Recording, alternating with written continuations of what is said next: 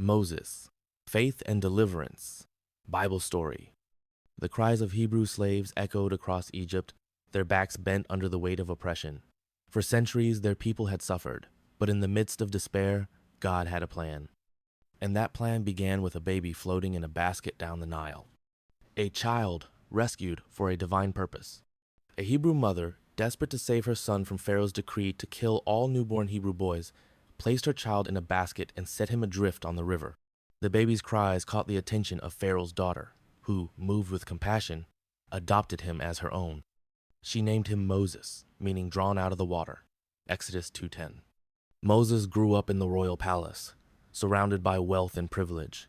Yet deep in his heart, he felt a connection to his people, the Israelites, who groaned under Egyptian bondage. One day, seeing an Egyptian beating a Hebrew slave, Moses acted in anger and killed the oppressor. Fearing for his life, he fled to the wilderness of Midian. The burning bush, a call to lead. Years passed, and Moses became a shepherd in the land of Midian. One day, as he tended his flock, he saw a bush engulfed in flames, yet not consumed. As he stepped closer, a voice called his name, "Moses, Moses." It was God himself, speaking from the fire. The Lord commanded Moses to return to Egypt and lead the Israelites to freedom. Trembling, Moses objected, "Who am I to stand before Pharaoh?" But God reassured him, "I will be with you."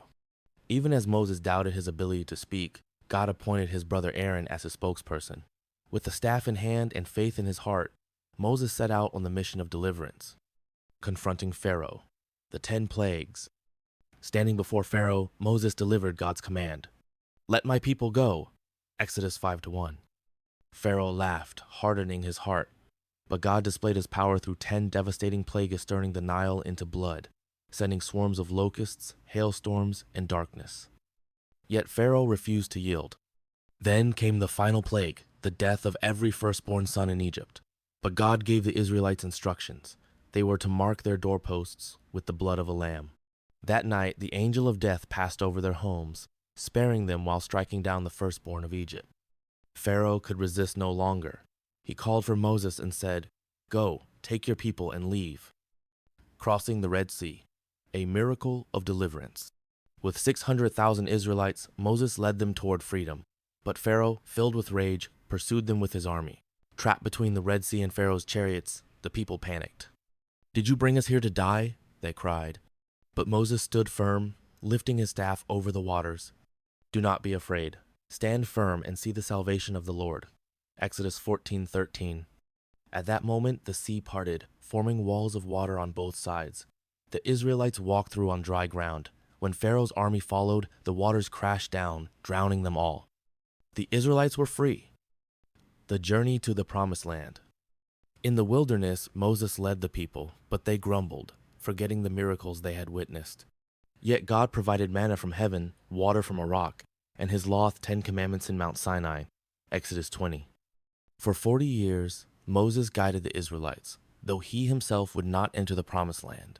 From the mountaintop, he gazed at the land flowing with milk and honey before taking his final breath. A legacy of faith. Moses was not perfect, but he was faithful. He faced his fears, led with courage, and obeyed God even when the path seemed impossible. His story reminds us that God chooses the humble to do great things. "The Lord is my strength and my song. He has become my salvation." Exodus 15:2. Moses' journey teaches us that faith can move mountains. Obedience leads to victory, and God never abandons his people.